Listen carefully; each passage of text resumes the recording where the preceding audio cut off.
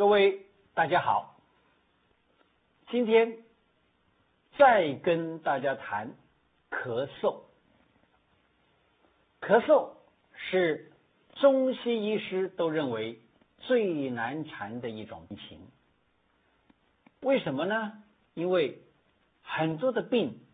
都有咳嗽、感冒的症状，但是我们常常因为感冒有咳嗽，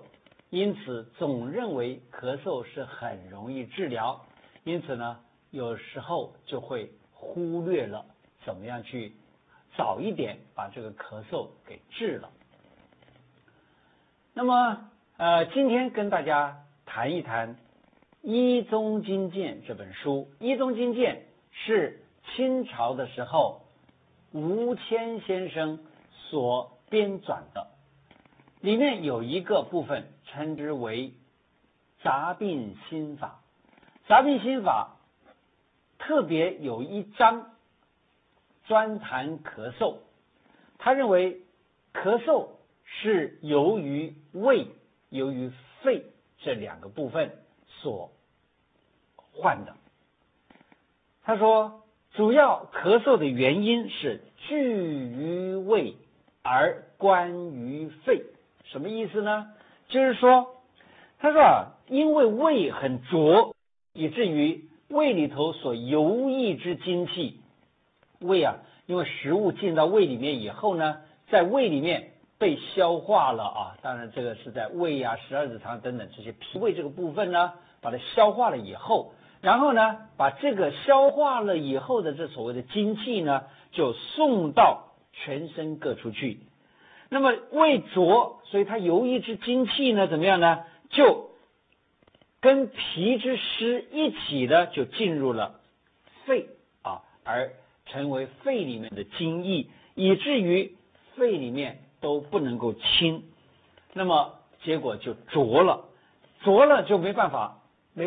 四布到全身各处去，以至于呢，我们说这个就是痰之本，是嗽之源，就是痰的根本，也是咳嗽的这个嗽的源头。什么叫嗽？什么叫痰呢？就是什么叫咳？什么叫嗽呢？在《医宗金鉴》的杂病心法里头也特别提到，他说咳是声音，有声的为咳，没有声音的就不叫咳。有痰叫做嗽，咳嗽就是因为有声音又有痰，所以呢称之为咳嗽。那么所有的脏腑都可能会造成咳嗽，但是最重要的都是在胃和肺。结果咳嗽我们也可以因为不同的原因而分类出各种不同的咳嗽。那么在杂病心法里头就讲，咳嗽有风寒造成的咳嗽，有火郁造成的咳嗽，有因为燥气而造成的咳嗽，也有痰饮而生的咳嗽，也有积热，因为热积着了而咳嗽，也有虚寒所造成的咳嗽。于是呢，就根据这风寒、火郁、燥、痰饮，或者是积热，或者是虚寒，而有各种不同的治疗方法。其实咳嗽主要的是因为我们在气管或支气管或肺里面有了一些异物的侵袭侵扰，以至于产生痰。看像在矿坑里头工作的人，那么他们经常的吸入很多的沙尘、灰尘、沙尘之类的东西进到肺里面，结果这些东西呢，在肺里面或在气管里头或在支气管里头，它就造成了一个让我们的支气管或气管刺激的一个源头，而这个东西在这里造成刺激，就要让我们的这个肺气管里面呢，不能够容许它一直在这里造成刺激，因此气管、支气管这里呢，就分泌一些黏液来把这种东西包起来，然后包起来，这个时候就称之为痰。或者因为我们感冒啦，或者因为某种感染啦，以至于细菌啦、滤过性病毒啦，或霉浆菌啦，或者什么东西呢，进到肺气管或者支气管里头呢，以至于也造成了一些刺激，我们的气管、支气管、肺呢就分泌一些粘液，把这种细菌或者霉浆菌或者是病毒等等把它给包起来，然后呢，希望因为包起来而有一个方法把这个包起来的这个东西呢把它给推出去。假如没有这样子的粘液包住它的话呢，它就一直粘在我们的这个气管等等的细胞上面，以至于根本就推不出去。所以呢，用一些粘液把它给包起来，来把它推出去。而这个包起来的这些粘液呢，我们就称之为痰。所以生痰并不是坏事，就是因为有外头来的刺激，来需要把这个刺激呢给包住，然后呢变成为一种容易排出的一个东西。因此治咳嗽在我们的治疗方法当中，常常是把痰给化掉就可以治疗了。曾经我在这个系列当中也提到过，有一种称之为老痰的。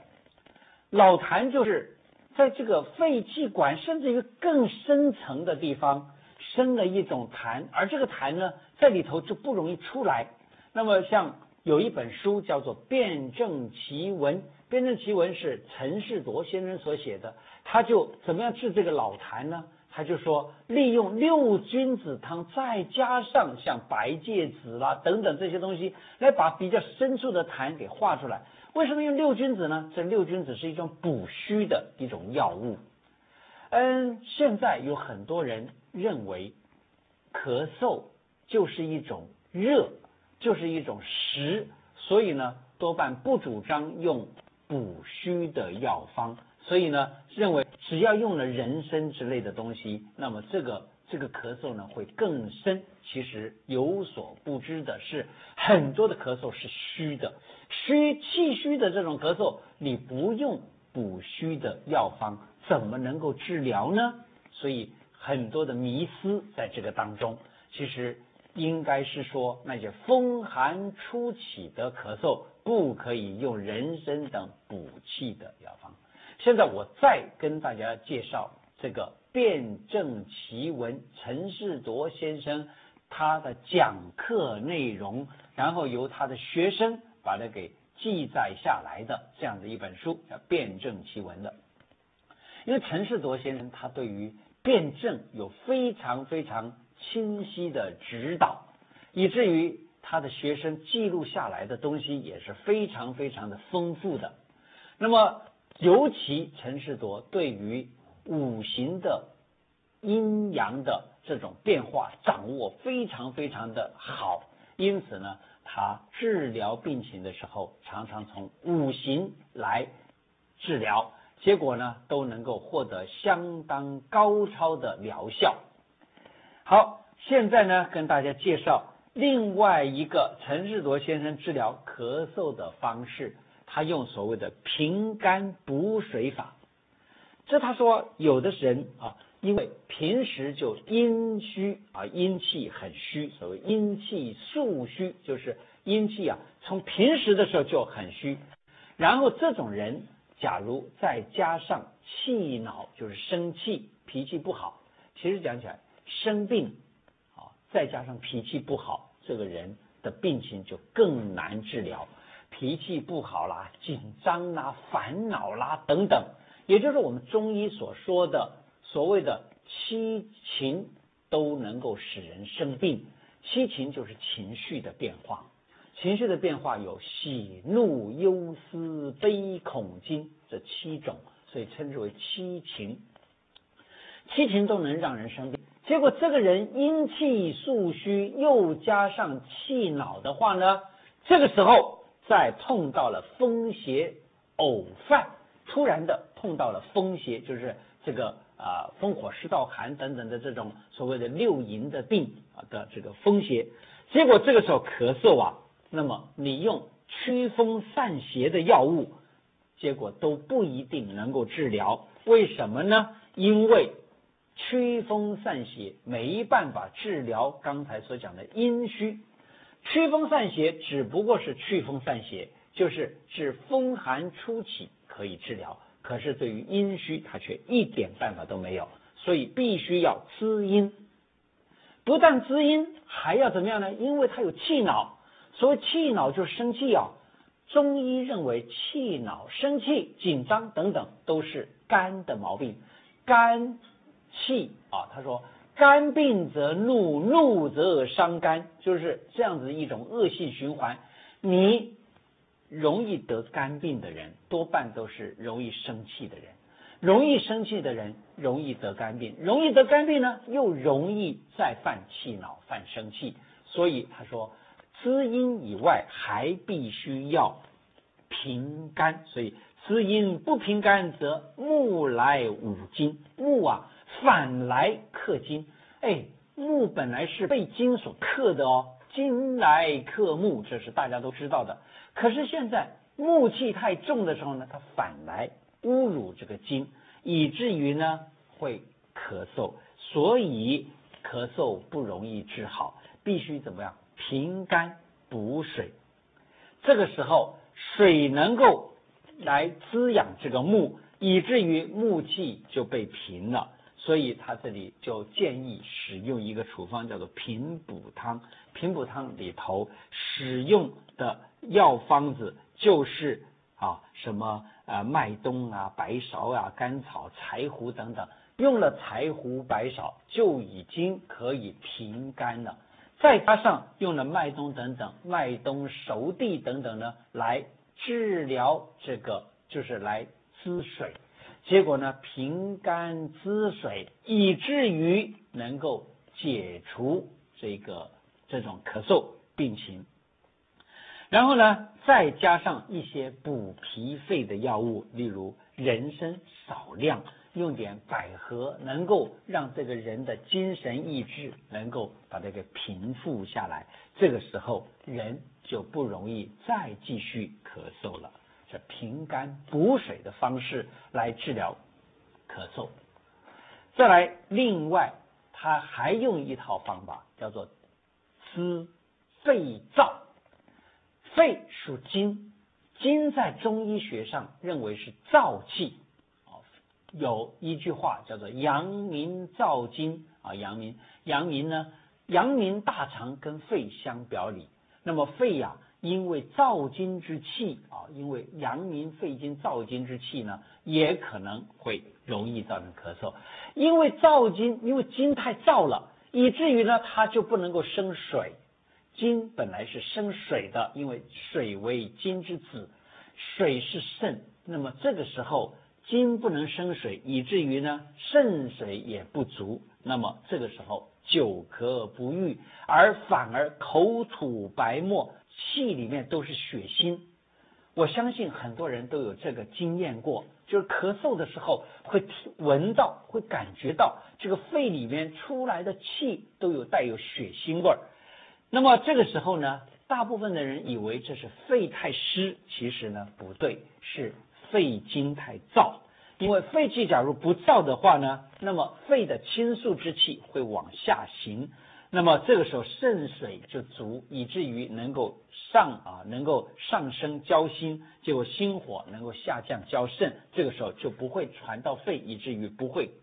咳嗽，以至于不会伤到燥。可是呢，假如说肺这个地方，这个所谓的高原之水现在没有办法留下来滋肾的话，那么这个时候肾气就不好了，肾水就不足了。于是我们使用一个润肾燥的方子。那么怎么样才能够润肾燥来润肾燥，而且呢来润这个肺之燥？因为肾之燥是由于肺经之燥而引起的，所以要润肺之燥，润肾之燥。那么有一个很简单的处方，叫做子母两附汤，就是滋这个肺跟肾之燥的一个处方。只用2个药物，一个叫做麦冬，一个叫做熟地。熟地是滋肾水的非常重要的一个药物，而麦冬呢是滋肺燥的一个非常重要的药物，而且各用2两，也就是用的量非常非常的大。结果呢，这个口吐白沫的这种气带血腥的这种这种肺肾之燥呢，只用了4剂就可以，4剂肺燥除，肾火一解，所以用4剂处方呢，结果就可以肾燥、肺燥都除掉了，就有点像大雨这个很大的雨水，大雨滂沱，以至于呢这个高低原就是高原低原都能够被高淋，被这个大雨而滋润了，以至于解燥渴啦，而且呢使喘嗽等等，那么这个病情就可以好了。这个时候就想到曾经扁鹊经过齐国的时候，见到齐桓公生病，他说齐桓公你5天之后会得什么病？5天之后会得什么病？他讲到你在第1个5天的时候，就是皮毛开始发生毛病，也就是这个眉毛也会开始脱落啦，皮也会开始枯干皱结了等等，讲这样子的时候，也就是在皮肤腠理上，也就是干燥。于是呢，这个地方用的就叫子母两附汤，它也就可以治疗所谓的瓮干杯罄，就是这个瓮就是整个的一个容器里头都已经干掉了，杯子里头已经都没有水了，瓮干杯罄，以至于毛脆色闭，毛都已经变成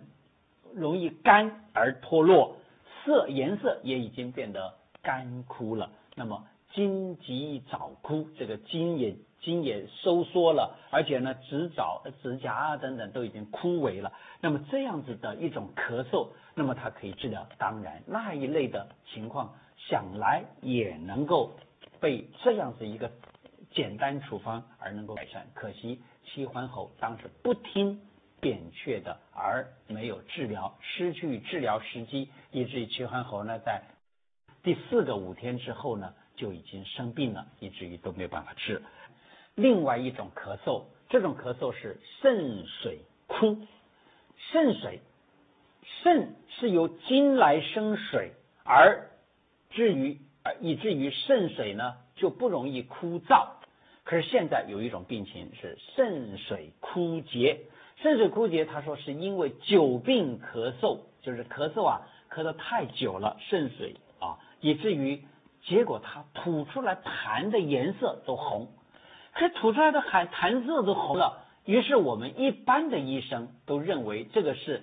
呕血或者是咳出血来。可是呢，看看陈士铎先生他怎么观察的，他说这个人呢又除了刚才讲的痰嗽这个咳出来痰是红的以外呢，还有盗汗淋漓，就是盗汗就是晚上睡觉的时候就是睡觉的时候流汗，盗汗淋漓，肠鸣作响，肠子里面呢会叽里咕噜的叫而且呢还会泻肚子，并且午后发热，就是在中午以后发烧。这个时候其实讲起来我们已经很简单的很明白的就可以告诉你是阴虚发潮热，因为下午以后这是阴虚，也就是我们一般讲的像肺结核之类的叫做痨病，他们多半都会下午以后发烧，而这个盗汗等等这些现象。那么这个时候呢，大部分的医生都说是肾经邪火太盛，于是呢就想要把这个肾邪呢把它引归到肾经，实际上这是肾水干枯，所以呢肾水干枯以至于它肾邪呢传到了心，因为肾水能够克火那么这个传这个邪呢到了心，以至于发热夜重，晚上的时候发烧而比较来的更厉害。那么这个时候他说心再把这个病呢传到肺，因为心火能够克肺经，所以呢就会咳嗽，以至于流汗。那么这个时候再不过多久，那么这个肺呢再传到脾等等，这样子就不好了。于是这个时候他说，假如我们能够在还没有这样传的时候，立刻的就把肾的这个就让这个邪不能够入于肾，不能够入于肝，不能够入于那些不好的地方的话呢，那么这个时候邪不会再传的话，那么这个时候呢，病情就不会再变坏，以至于平了肝就可以把这个肺之愁也就是这个肝呐，还有等等这些地方呢，还有就是心呢，就把它给治好了。于是他就用心火不来克肺经的这种方法，并且生脾土的方法呢，结果这个肺就会好。于是他使用所谓的转逆养肺汤来治疗这一个病情。另外还有一种情况叫做郁热郁热也可能使人咳嗽。有一种咳嗽，春夏的时候不咳，而到了秋凉，遇到秋冬凉的时候呢，就咳嗽，甚至于还会气喘难卧，喘到根本连睡觉都不能睡。那这个时候，大部分的人认为这个就是肌表比较疏泄，就是肌肉的表层比较疏泄了。那么实际上呢，可能是因为郁热难通。为什么呢？因为气血流通的话，风邪就不会进来，以至于气血呢就现在只有气血闭塞，而邪转进来，以至于气血闭，以至于呢气血一闭塞住了，结果呢就会凝滞而成为热了。那这个时候热想要出去，可是寒就要进来，因为寒凉的冬天了嘛。好，这个时候寒要进来，热想要出去，寒想要进来，这个时候呢却一下子闭在一起了。这一闭在一起呢，邪就有可乘之机，于是就春天难犯，而秋冬这个就能够生这种病情。那么秋冬的时候，热不能够拒绝这个寒，以至于就更容易发生病情。所以春夏皮肤比较舒缓，所以比较容易把这个热邪给排除。可是呢，在冬天的时候呢，却因为皮肤的这个皮肤腠理的这个纹理比较细致，比较收缩，以至于呢这个热就不容易被排除出去。所以他说春夏不受而秋内热而咳嗽。这个时候呢，他就使用什么样方法呢？他用攻补兼施之法，又能够疏内热，又能够疏外寒，以至于治好。这个用攻补兼施的这种东西呢，就像什么当归啦、花粉啦、白术、陈皮等等这些，又有补气之药，又有这种补血之药。最重要的，它里头还加一点点大黄。大黄大家都知道是一种利大便通便的药物。那么他说妙就在用这个大黄来去火来消痰。不但去火消痰呢，因为大黄本身是走而不守的药方子，那么于是它能够通郁最速最快，并且这里头又用了当归。当归呢走而不滞，它不会凝滞住，以至于就能够消痰火等等。那白术又利而不攻，于是呢整个的在这个驱邪的这样子一个队伍当中呢，就能够立刻的解纷开结，能够把这个纷扰都给解除了，而把结也散掉了，以至于这个咳嗽就能治好。今天咳嗽讲到这里，谢谢大家。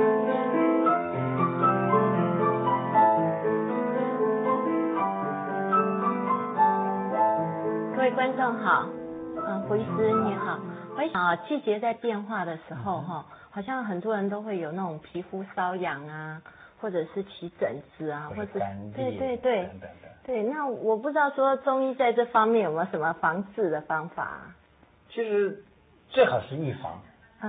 等到已经真正的起了疹子啦，起了这种干裂了的时候，再来治疗就比较困难了。预防的方法其实并不困难。在我们中医的看法呢，假如说是起疹子，这是风热，或者是风湿，或者是湿热。假如说干燥的话，就是燥，或者是这个风燥，或者是这一类的。假如说我们能够了解到就是保养身体，那么这些事情就不会发生。对。我记得在10多年前，我曾经20多年前了，曾经在美国旧金山附近，在那个地方读书，在那个地方做研究工作的时候，那么因为是第一次出国呢，我就我觉得因为我们从台湾去，就觉得在那边的冷很不能适应，水土不服。于是呢，在洗手的时候都是比较用热水洗。对。其实热水洗的时候呢，就会把我们的皮肤反而弄坏了。后来我就找到一个很简单的办法，就是水不要太过于热，而用稍微在温凉之间的，那个时候就不会手就不会干燥。同样洗澡了等等都是一样。这些在我们中医来看，就是所谓的风热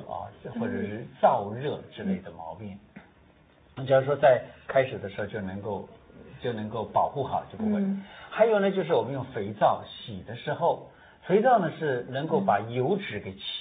洗掉的一种东西。那假如说你用肥皂用的过当，那么也会造成这个皮肤干燥啦等等。还有肥皂又是碱性的东西，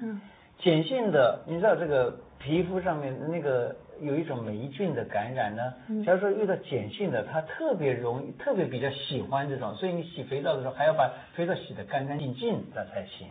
就是说残留在手上的肥皂那种碱性的东西，那么霉菌也会比较就是比较滋生的厉害，所以这个等于说预防的部分要重视一点。可是这个是不是有时候跟体质会不会也有关系？体质当然也有了，因为我们身体的体质有所谓的虚实、寒热、燥湿等等这些东西都有，所以当你的皮肤本来就是比较燥的，或者本来就是比较湿热的，那么你就应该在平时食物上面就要稍微的注意一下了。例如本来就比较燥的，你要吃点比较润的，或者说是比较补水的这样子的或者补肾水、补肺等等这样子的药物或者是食物。那假如说是比较风热型的或者比较湿热型的，那么你应该要燥湿而清热的这种食物或者是药物比较能够保养到。那这个简单的判别方法大概怎么判别说自己的体质？其实也没有什么特别的判别方法，看自己的皮肤的干燥情况，或者是喉头口腔等等这些是干的啦，是湿的等等就已经可以判别出来了。那假如说你平常总是比较干燥的这种喉头的人，那么你就应该吃一点比较润的，例如像补水的，例如什么熟地啦、生地啦，或者是麦门冬啦这一类的东西来保养。另外呢，或者说在夏天的时候就用一些像这个什么像生脉散啦之类的这种处方，来帮助自己不会得到太过于干燥或者太过于热的这样子的一个体质。所以说其实在食疗方面可以透过食疗来改变我们的一个体质，可以帮助一点，但是呢最重要的不是只有在这个食物或药物方面。假如说我们能够保持睡眠或者运动，或者说是修心养性，那么这个人呢，他基本上他的皮肤也比较不容易变得粗糙啦、长疹子啦之类的。对，所以胡医师说的好，还是预防比较重要。对，预防比较重要。对，治疗呢是已经就是临兵助斗，这个时候已经来不及了。对啊。是的。对，很谢谢胡医师。好，谢谢。